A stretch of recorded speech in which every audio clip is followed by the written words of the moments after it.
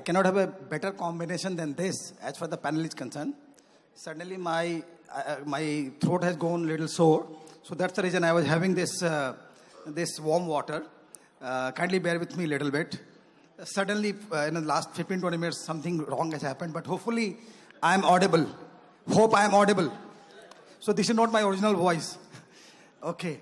So thank you very much, my panel members, for joining the discussion. Great combination. Very proud to say that we have been co-creating, co-developing something very unique in the world, for the world. And in the journey, great to share some of our experiences. Chairman sir really talked a lot about how we are creating IFSC as an ecosystem for the world to India, as well as from India to the world, and bringing financial services to the world. In that, ITFS has come up, and as rightly said, about a year of journey. Having done the year of journey, it was also mentioned that we are in some way equivalent to trades, in some way. But the way that it is designed, we discussed the video, the way it's designed in many ways, it's trades plus. Product, you can do entire trade financing product on the platform. Buyer-seller combination, not like trades when the seller has to be MSME. You can have any kind of seller, you can have any kind of buyer. And then when it comes to the canvas, it's all over the world. So actually, the design is absolutely plus, vis-a-vis what we have seen the journey of one of the digital public infrastructure in the country, which is trades. So having said that, I'll turn to my friend and regulator, Ashutosh. So Ashutosh, of course, one of the unique innovation created by the regulator as far as the ITFS is concerned, it's not there anywhere in the world. And now it's about 1.5 years of journey. And you know the pluses and minuses and the entire ecosystem. So vis-a-vis the vision that you have had for the platform, how do you see the position so far, and how do you reflect on the vision and the actualization? Thanks, Maninder. And before I address this question, I tell you two things. See, I'm a substitute here for Shupriyo, so he could have a better panel. One thing. So second is I had limited time to prepare, but chairperson in his passionate speech has covered most of it. So let me try to add few points. See, I think when we thought about trade finance, and I'll build up a couple of points on what chairperson has covered. Chairperson gave a very good benchmarking with China and how China has been a big on the factoring side. See, China has been a big exporting nation also.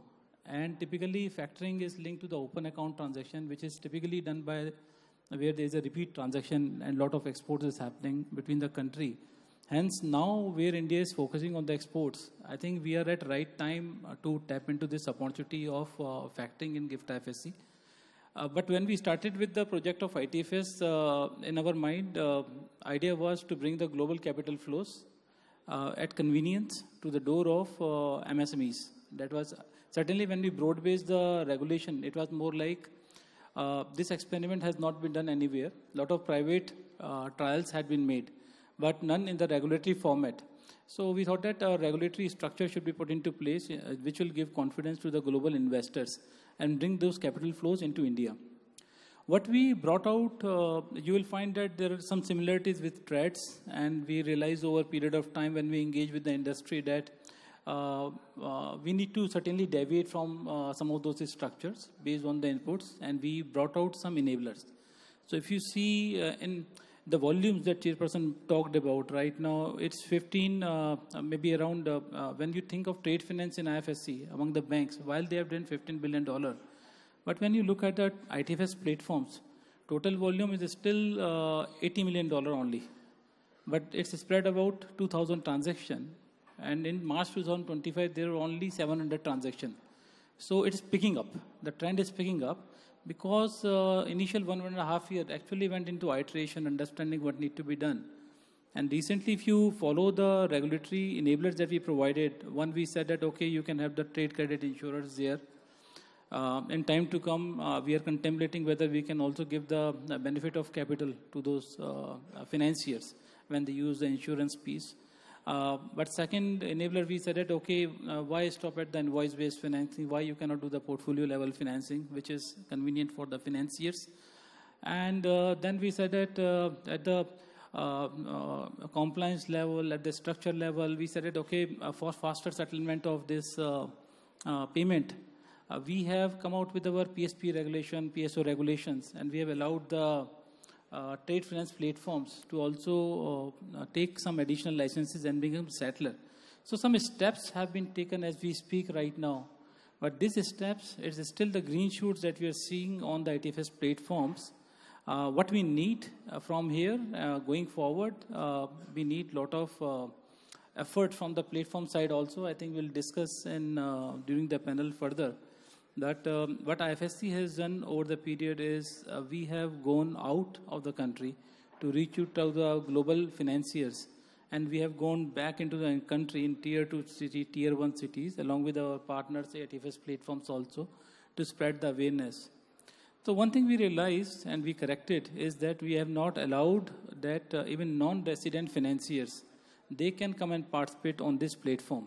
So now you have financiers in IFSC and you have financiers outside IFSC, which can provide. So now that brings the supply, but regulator can do that much. It's for ITFS to now bring the supply and demand both together. Over to you. Thank you, Ashutosh. So early days, more and more enablers and a lot of more work to do. So well said. Thank you for that. So having got the regulator's perspective, amongst the banking industry, having engaged with the bankers for close to 3 decades, the kind of experience that we have had, especially with the Exim Bank Group, PSU, Government of India Enterprise, but the kind of agility, innovation that I experienced from Exim Bank Group and your initiative in the Gift City, that was really so heartening. So we all would like to understand, Hirva, that what were the key motivations for really rolling out this ecosystem for financing from Gift City, and how do you see unfolding for you? Thank you. So first of all, congratulations entire M1 team for such a great last 7 years of growth in India, and I think as Chairperson rightly said, maybe next few years we would want to see similar growth of the business that collectively we all will do through ITFS. So from Exim's perspective, of course I represent Export Import Bank of India. We have a subsidiary in Gift City which is into export factoring. As an institution, our primary role is to facilitate and promote India's export, trade and investment. Factoring is one of the key enabler where, we feel that as an institution set up by government, where all we can give indirect intervention in promoting and facilitating MSMEs, challenges, we would be more than happy to kind of, get into that sort of a business. Along the same thought process, when the bank was having, IFSCA had announced special, finance company regulation, which allowed one of the product as factoring and forfeiting. And we felt that, as I think we would, I've been an ex-banker, you've been an I'm still with Exim, but right now I'm representing factoring. So we felt that it is a very niche business, requires very different kind of expertise, different mindset. So if we want to get into this sort of business full-fledged, it might be a better idea to house it in a separate vertical where its core business proposition itself is factoring, rather than having it as a vertical within the bank and, where you're compared with how much someone else is doing as a large ticket, where someone is funding, with a click of 5 hours, they'll conclude a, 5 million worth of a disbursement and all. So we felt that we are most suited in an environment which is kind of, bringing the entire ecosystem. ITFS was also something which has just come up. So we started with that, and it was also then, after the decision was made, the subsidiary setup was through a budget announcement by Honorable Finance Minister. We started sometime in 2023. As I think the entire ecosystem, I think about a year went by in putting up all the systems in place. As Chairperson rightly said, that it's an evolving ecosystem. All the required ecosystem is coming up together. So as we kind of set up, ITFS platforms came in together, and at the same time, a lot of the insurance company within the GIFT started offering TCI, which is a key enabler for someone like us when we have to do a non-recourse factoring to exporter. So with all of that coming in place, effectively last 14 months, we are full-fledged into operations. We've completed roughly about 30 million worth of turnover, more than 1,500 transactions, and happy to say 60% of our exporters are all MSMEs. And ITFS, one of our primary goal itself when we set up was to collaborate with all the ITFS platform. We've been doing some great work with M1 NXT. We feel that there's great scope to take it at, I think, when it comes to ITFS, maybe 10x is a very small number because I think we've not even touched the drop of an ocean. I think from the export number that we have and how much potential we can do, there's a lot to be done. I hope we all are doing maybe the right step, but maybe we need to put it at more vigorous manner in terms of, And I personally feel that overall, the knowledge for MSME to have something like this available is not there. So if we go to tier 2, tier 3 cities, those exporters are not aware something like this is feasible. So collectively, maybe all of us put together, we have a responsibility of first educating the exporter. Maybe something like that, what one of the early employees said, that we were only selling the concept when there was no trades, and look what trades has done. So maybe the concept is not there, it's already there, but the knowledge of having such enabler is still not so much there. At the same time, I feel the entire ecosystem currently in India with digital public infrastructure, Bharat TradeNet, hopefully, coming into shape in next few months, and availability of excess of, capital flows. So in GIFT City, we are, of course, there as an EXIM offshoot. But overseas financiers, chairperson said that there is also discussion of having, alternate investment funds, specially focused on trade finance. So with all of that, probably excess of, competitive trade finance also may attract more and more exporter to, rather than funding it through their own conventional pre-post shipment finance to moving it to an off-balance sheet financing solution. Sure. So niche business, focused approach, and a lot of work to do together, especially in tier 2, tier 3 cities. Well said.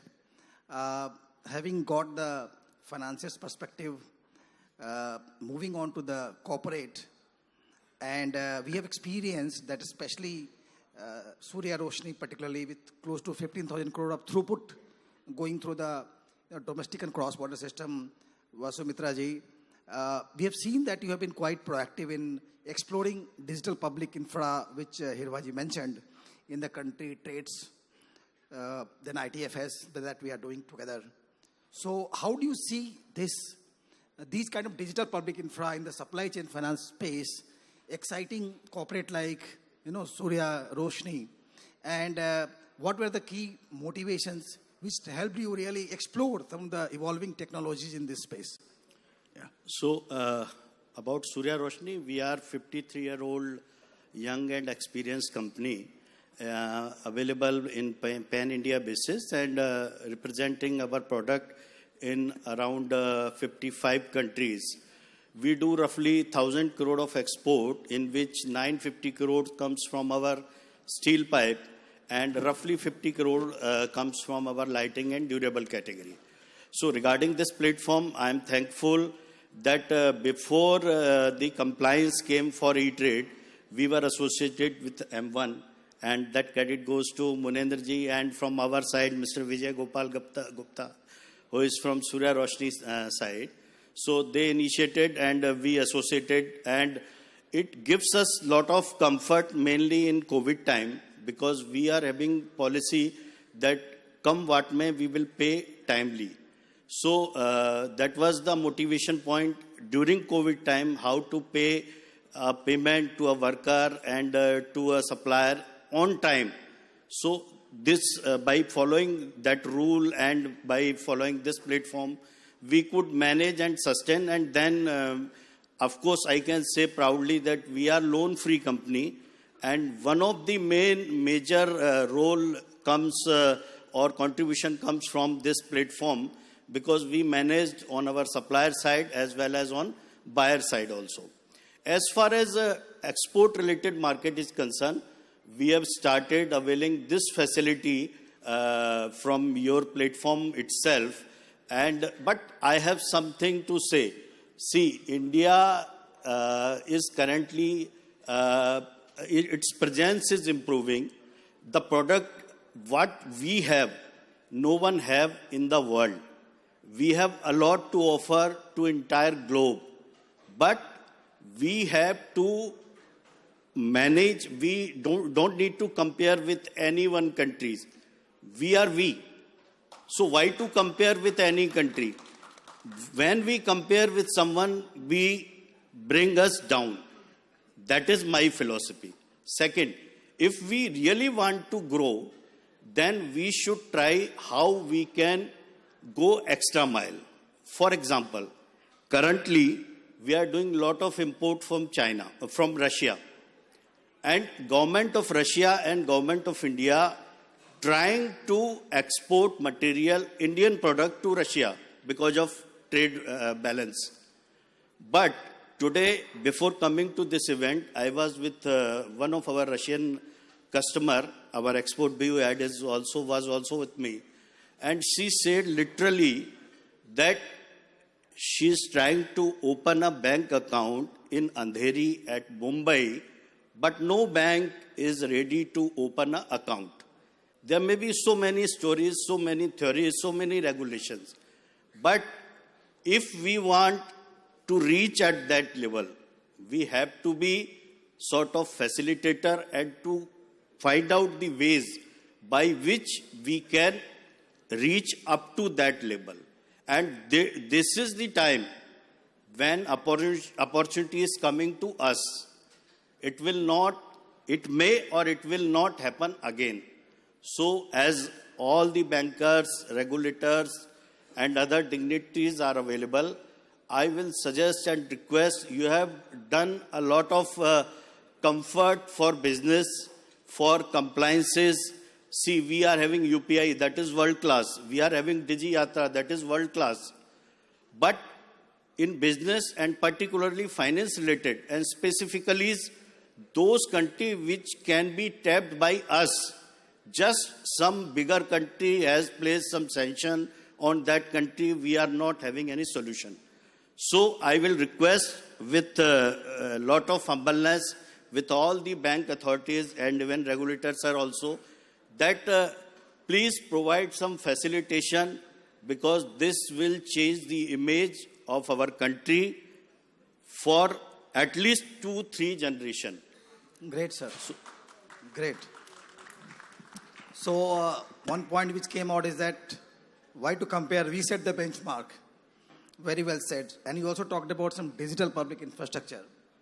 I would turn, to Ashutosh that we, the chairman and other people also talked about the business numbers. Where are we? Early days. So what all ideas? And we have digital public infra like UPI was talked about. Trades has been also talked about. A lot of digital public infra anyways we know. So from that perspective, adoption is very important. And adoption piece we discussed, volume we discussed early days.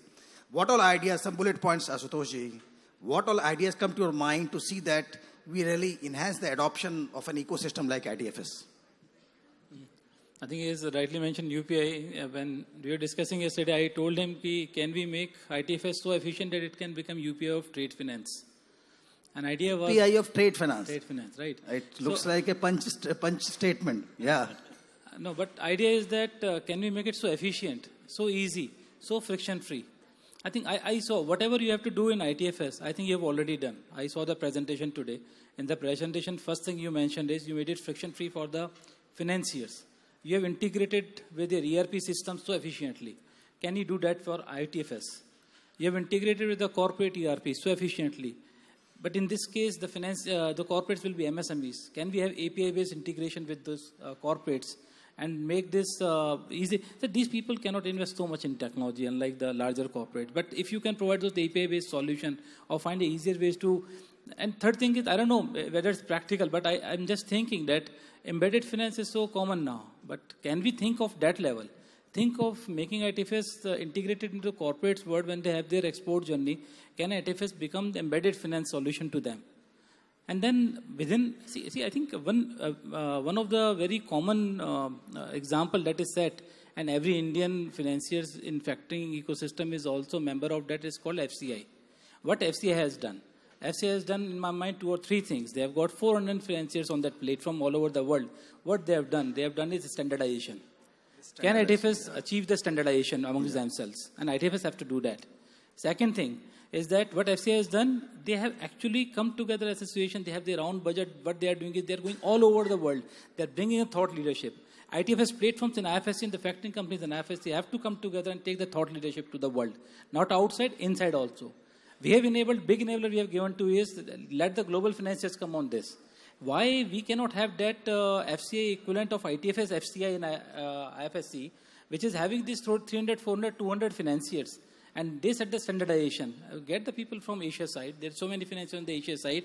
IFSC, you have to rethink IFSC. IFSC is what? IFSC is ecosystem. What ecosystem provides? Ecosystem provides you banks.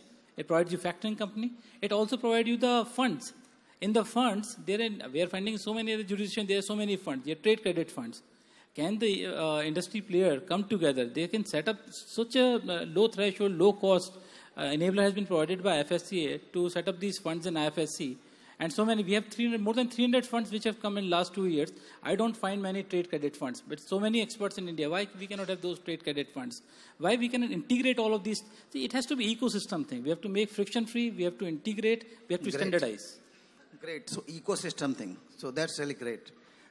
If I can get a perspective from Hirwaji, as an early adopter and pioneer of this ecosystem, how are you going to drive growth from your perspective as far as this ecosystem is concerned? How are you going to lead the transformation as far as the ecosystem is concerned? So as I mentioned, I think in terms of the infrastructure, I think, as Exim FinServ, we are already FCI member. We also have our partners who are giving us, TCI cover, which helps us going to a market where FCI members are not available. I personally feel that, currently, as an ecosystem participant, we are a financier. There is a great need for us to kind of educate the exporter that there is this sort of a innovative trade finance solution available.